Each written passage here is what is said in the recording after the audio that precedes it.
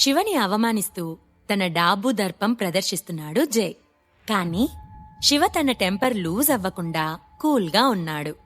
జై, నువ్వు మాట్లాడాల్సింది అయిపోయిందా, ఇంకా ఉందా అని కోపంగా అడిగింది సురభి.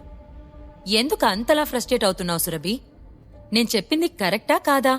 ఈ వేస్ట్ ఫెలో వల్ల కాదనే కదా ఇంత కాస్ట్లీ గిఫ్ట్ కొనుక్కొని తీసుకొనొచ్చావు. ఇది మీ డాడీ బిజినెస్ రెప్యుటేషన్ కోసమే కదా, కాదు అని ఒప్పుకోగలవా? అందుకే చెప్తున్నా, ఇప్పటికైనా ఈ స్టేటస్ లేని వాడిని వదిలి మన స్టేటస్కి తగ్గవాడిని పెళ్లి చేసుకో. అప్పుడు మీ బిజినెస్ రెప్యుటేషన్కి ప్రాబ్లం ఉండదు అని శివ వైపు చూస్తూ వెటకారంగా నవ్వాడు జై. సురభి చిరాగ్గా ఫేస్ పక్కకు తిప్పింది.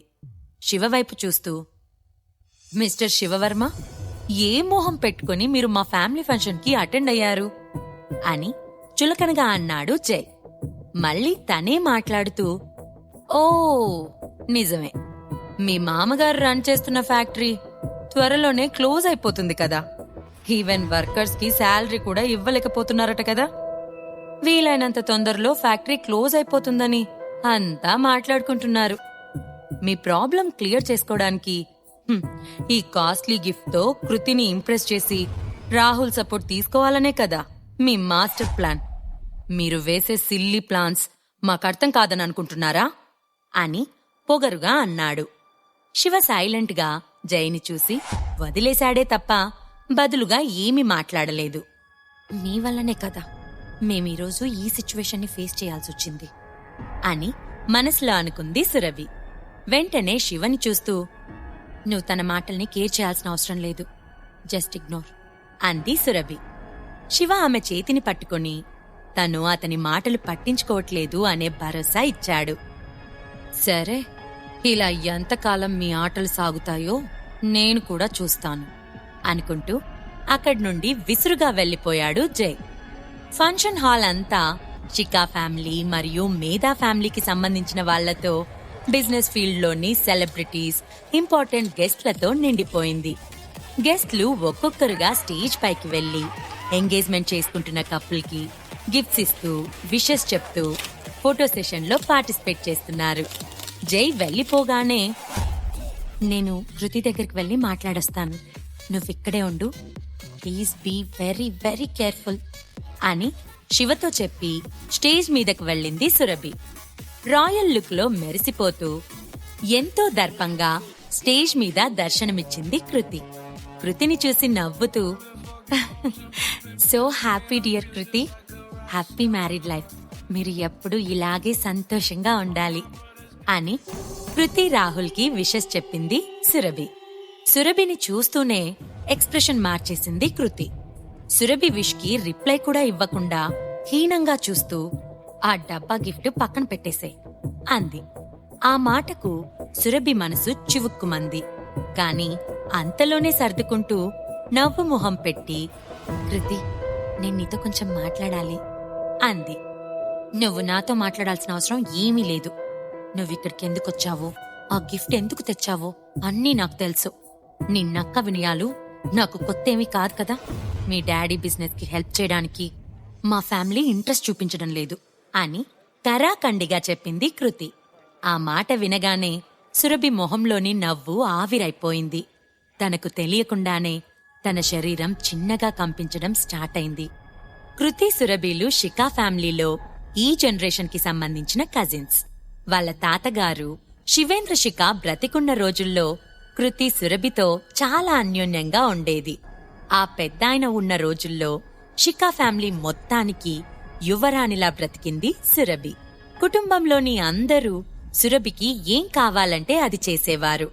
ఆమె కాలు కదపకుండా అన్నీ దగ్గరకే తెచ్చిపెట్టేవాళ్లు. అప్పట్లో ప్రేమగా ఉండే కృతి ఇప్పుడిలా సురభి మీద ద్వేషం నింపుకుంది. ఒకప్పుడు సురభితో మాట్లాడకుండా ఉండటం కష్టంగా భావించిన కృతి ఇప్పుడు ఆమె ప్రెజెన్స్ ని కూడా భరించలేకపోతోంది. స్టేజ్ మీదనే ఉండి ఇదంతా గుర్తు చేసుకున్న సురభి మళ్లీ బాధని దిగమింగుకొని వచ్చిన పనిని ఎలా అయినా సాధించాలనే దృక్పథంతో కృతిని అభ్యర్థించే పనిలో పడింది. ఇదంతా స్టేజ్ కింద నుండి చూస్తున్న శివ తట్టుకోలేకపోయాడు. భార్యకి జరుగుతున్న అవమానాన్ని సహించలేకపోయాడు. శివ కూర్చొని ఉన్న టేబుల్ దగ్గరలోనే షికా ఫ్యామిలీలోని మిగిలిన అల్లుళ్ళందరూ కూర్చొని ఉన్నారు. వాళ్ళందరికీ షికా ఫ్యామిలీకి అల్లుళ్ళుగా ఉండడానికి కావలసిన స్టేటస్, అర్హత ఉంది. అందరూ తాపీగా కూర్చొని వారి వారి బిజినెస్ల గురించి గొప్పలు చెప్పుకుంటూ టైంపాస్ చేస్తున్నారు. కాని అక్కడే ఉన్న శివని మాత్రం కనీసం పలకరించేవారే లేరు.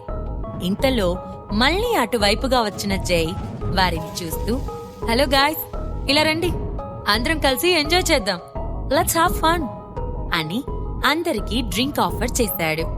జై అక్కడికి రాగానే షికా ఫ్యామిలీ అల్లుళ్ళందరూ లేచి నిల్చొని హాయ్ జై, హాయ్ అని పలకరిస్తూ అతి వినయం ఒలకబోశారు. షికా ఫ్యామిలీ పెద్దాయన శివేంద్ర షికాకు 3 కొడుకులు. పెద్ద కొడుకు అనుదీప్ షికా, రెండవ కొడుకు శ్రవణ్ షికా, మూడవ కొడుకు యశ్వంత్ షికా. ఈ యశ్వంత్ షికా కొడుకు జై షికా. ఇంటికి పెద్ద కొడుకు అనుదీప్ కావడంతో షికా ఫ్యామిలీ వ్యవహారాలన్నీ అతనే దగ్గరుండి చూసుకుంటున్నాడు. అటు ఆస్తి, ఐశ్వర్యం, బిజినెస్ అన్నీ తన చెప్పు చేతల్లో ఉంచుకున్నాడు. ఆఖరివాడు యశ్వంత్ షికా. పెద్దన్నకి ఏమాత్రం తీసిపోడు. ఐశ్వర్యం, పలుకుబడి, బిజినెస్ వరల్డ్ లో దూసుకొనిపోతూ ఫ్యామిలీ అంతటిని ఎప్పటికప్పుడు ఆశ్చర్యపరుస్తూ ఉంటాడు. ఇక మధ్యలో వాడే సురభి తండ్రి. సాధారణంగా కొంచెం మెతక మనిషి కావడంతో అతన్ని అందరూ తొక్కిపెట్టి కుటుంబంలో పెద్దగా ఆస్తులు రానివ్వకుండా చేసి చివరికి ఇంటి నుంచి బయటకు వెళ్లగొట్టారు. యశ్వంత్ షికా వారసుడిగా, షికా ఫ్యామిలీ 3వ తరంలోని వారసుడిగా ఆ కుటుంబంలో జై స్థానం ప్రత్యేకం. ఆ ఇంటి అల్లుళ్ల కన్నా కూడా జై సంపదలో పై స్థానంలో ఉన్నాడు. అందుకే అతనిని చూడగానే అల్లుళ్ళందరూ లేచి నిల్చున్నారు. కాని శివ మాత్రం అలానే కూర్చొని ఉన్నాడు. అది చూసిన జైకి చాలా కోపమొచ్చింది. హలో వేస్ట్ ఫెలో, ఏంటలా చూస్తున్నావు? నా హోదాకి కుళ్ళుకుంటున్నావా అని అడిగాడు జై. శివ మెల్లగా నవ్వాడు. ఆ నవ్వు జైలోని సహనాన్ని పరీక్షిస్తుంది. నువ్వెంతసేపిలా నవ్వుతూనే మేనేజ్ చేస్తావో నేను చూస్తాను అనుకుంటూ పళ్ళు నూరాడు జై. అందరూ పక్కనే ఉన్న టేబుల్ పై ఉన్న డ్రింక్స్ తీసుకుంటున్నారు.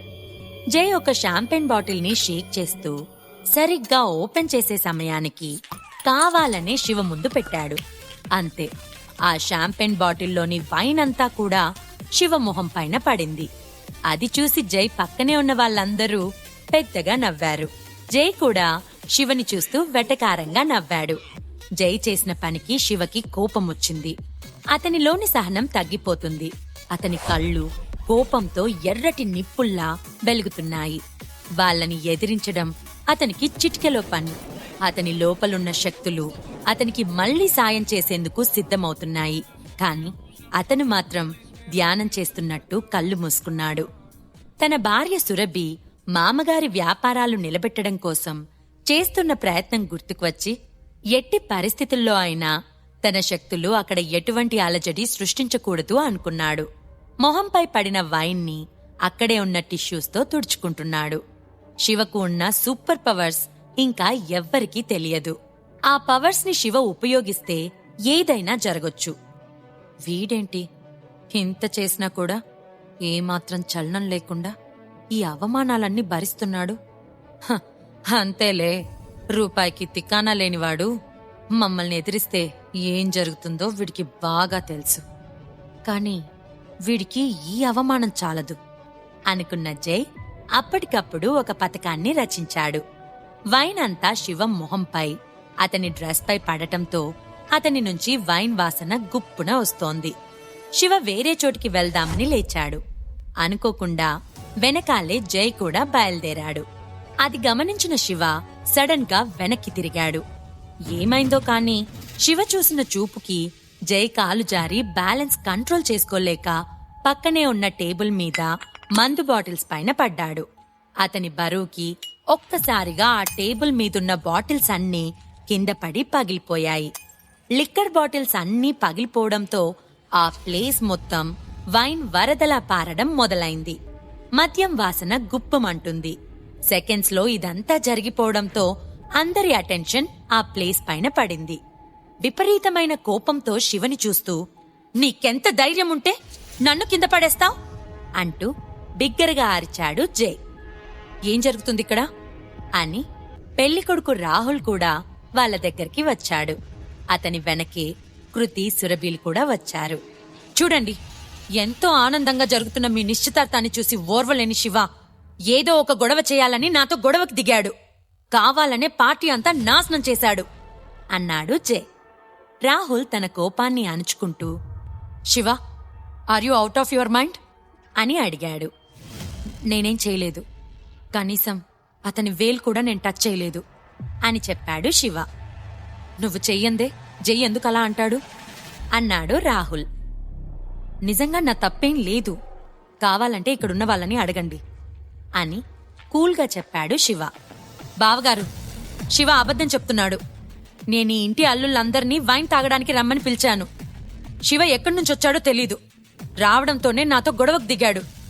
అది మన ఫ్యామిలీ వాళ్ళంతా దగ్గరుండి చూశారు అని అన్నాడు జై. రాహుల్ వాళ్ళ వైపు చూశాడు. అక్కడున్నదంతా శిఖా ఫ్యామిలీ మెంబర్స్. వాళ్ళందరికీ శివ అంటే చిన్న చూపు. జైతో సత్సంబంధాలు ఉండాలని ఎప్పుడూ ప్రయత్నిస్తూనే ఉంటారు కనుక వాళ్ళందరూ కూడా, అవును, జై చెప్పింది నిజం, శివ బాగా డ్రింక్ చేసున్నాడు. అతను వచ్చేటప్పుడు ఊగుతూ వచ్చాడు. కావాలనే జైని కింద పడేశాడు అని అబద్ధం చెప్పారు. కావాలంటే మీరే చూడండి, అతని దగ్గర ఘాటైన వైన్ వాసన వస్తుంది. అతను తాగడమే కాక తన మీద కూడా పోసుకున్నాడు అని జై ఇంకా ఎక్కించి చెప్పాడు. వాళ్ళు మాట్లాడేది విన్న తర్వాత శివకి ఇక తనని తాను నిరూపించుకోవాల్సిన అవసరం లేదు అనిపించింది. ఎందుకంటే అక్కడ తన మాట ఎవ్వరూ నమ్మరన్న విషయంపై క్లారిటీ వచ్చేసింది. శివని అసలు ఈ ఫంక్షన్కి ఎవరు ఇన్వైట్ చేశారు? మన కుటుంబానికి ఇలాంటి వాడిని అల్లుడుగా తీసుకొనొచ్చినందుకు శ్రవణ్ణి అనాలి. అయినా ఈ సురభికి కూడా బుద్ధి లేదు అని నానా మాటలు అనడం మొదలుపెట్టారు అక్కడున్న గెస్ట్లు. నేను ముందు నుంచే నీకు వార్న్ చేస్తూ వచ్చాను శివ, కొంచెంసేపు పార్టీలో జాగ్రత్తగా ఉండలేకపోయావా అని అరిచింది సురభి. కోపంతో ఆమె మొహం ఎర్రగా మారింది. తన చెల్లెలు కృతి, ఆమె భర్త రాహుల్తో తన తండ్రి వ్యాపారం గురించి చర్చించాలి అనుకున్న సురభి ఇంత గొడవ జరిగాక ఇంకేమీ మాట్లాడలేకపోయింది. చూడు సురభి, నువ్వు మీ ఆయన ఇద్దరు కలిసి రాహుల్కి క్షమాపణలు చెప్పండి అని అన్నాడు జై. ఆమె కన్నీళ్లతో శివ వైపు చూసింది. ఆమె కోసం క్షమాపణ చెప్పడానికి ముందుకు వచ్చి కొత్త జంట వైపు చూస్తూ, కృతి, రాహుల్, మీ జీవితంలో ముఖ్యమైన ఈ రోజున నా వలన జరిగిన ఈ గొడవకి నేను మిమ్మల్ని క్షమాపణ అడుగుతున్నాను. ఐఎమ్ ఎక్స్ట్రీమ్లీ సారీ అన్నాడు శివ. అది చూసి జై వంకరగా నవ్వుకున్నాడు. శివ పక్కన చేరి, చూసావా నిన్నెలా అవమానించాను అన్నాడు జై. పార్టీకి చాలా పెద్ద పెద్ద వ్యాపారవేత్తలు వచ్చారు. వాళ్ళందరి ముందు పరువు పోయినట్లుగా రాహుల్కి అనిపించి శివ వైపు తిరిగి, లైఫ్లో ఇంకెప్పుడు నాకు కనిపించకు, వెళ్ళిపోయిక్కడ్నుంచి అన్నాడు రాహుల్. దీర్ఘంగా నిట్టూర్పు విడిచి చుట్టుపక్కల ఎవ్వర్నీ పట్టించుకోకుండా ఆ హాల్ నుంచి బయటకి నడిచాడు శివ. అతను బయటకు వెళ్లేటప్పుడే సురభి దగ్గరికి వచ్చిన జై, ఇలాంటివాడు నీకు అవసరమా? ఇప్పటికైనా ఆలోచించు, కొంచెం కూడా మేనర్స్ లేదు వీడికి అని ఉచిత సలహా ఇచ్చాడు జై. ఆ మాటలు పట్టించుకోకుండా బయటకు నడిచింది సురభి. రిసార్ట్ బయట తన ఎదురుగా ఉన్న ట్రాఫిక్ ని చూస్తూ సురభిని అప్సెట్ చేశాను అని ఆలోచిస్తూ ఉన్నాడు శివ. సరిగ్గా అప్పుడే వెళ్దాం పద అని సురభి తన పక్కకి వచ్చి నించుంది. ఆమె అంత త్వరగా బయటికి రావడంతో శివ ఆశ్చర్యపోయాడు. ఏంటి సురభి, వచ్చేసావ్? ఫంక్షన్ ఇంకా అయిపోలేదు కదా అన్నాడు శివ. ఎంతైనా నువ్వు నా హస్బెండ్వి, నిన్ను అవమానిస్తే నన్ను అవమానించినట్టే కదా. ఇంకా సెల్ఫ్ రెస్పెక్ట్ చంపుకొని అక్కడుండలేను, అందుకే వచ్చేశాను అంది సురభి. సరే, మరి మీ నాన్నగారి బిజినెస్ ఏం చేద్దాం అని అడిగాడు. ఏమో తెలీదు, కానీ ఏదో ఒక ప్లాన్ అయితే ఆలోచించాలి అంది సురభి. శివ మౌనంగా ఉండిపోయాడు.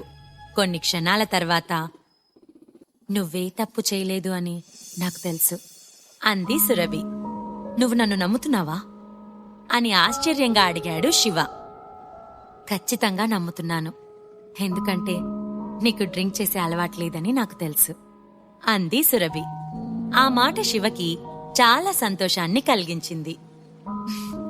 నా మీద ఇంత నమ్మకం పెట్టుకున్న తనకి కష్టం కలిగించకుండా చూసుకోవాలి అని అనుకున్నాడు శివ. కాని నేను ఆల్రెడీ నీకు డైవర్స్ ఇచ్చేయాలని నిర్ణయించుకున్నాను. సూనర్ ఆర్ లేటర్ అది జరిగిపోతుంది. ఈ విషయంలో నన్నెవ్వరూ ఇన్ఫ్లుయెన్స్ చేయలేరు. నువ్వు కూడా మన మీద ఎక్కువగా హోప్స్ పెట్టుకోవద్దు అని శివని చూస్తూ చెప్పింది సురభి. అసలు శివకి సురభి ఎందుకు డైవర్స్ ఇవ్వాలని అనుకుంటుంది? ఇప్పుడు తన తండ్రి బిజినెస్ ని సురభి ఎలా కాపాడగలుగుతుంది? శివ లైఫ్ వీటన్నిటి వలన ఎలాంటి మలుపులు తిరగబోతోంది? ఈ ప్రశ్నలకు సమాధానాలు తెలుసుకోవాలంటే నెక్స్ట్ ఎపిసోడ్ వినాల్సిందే. క్రింద ఇచ్చిన లింక్ ని క్లిక్ చేసి పాకెట్ ఎఫ్ఎం యాప్ ని ఇన్స్టాల్ చేసుకోండి. Stay tune to pocket FM.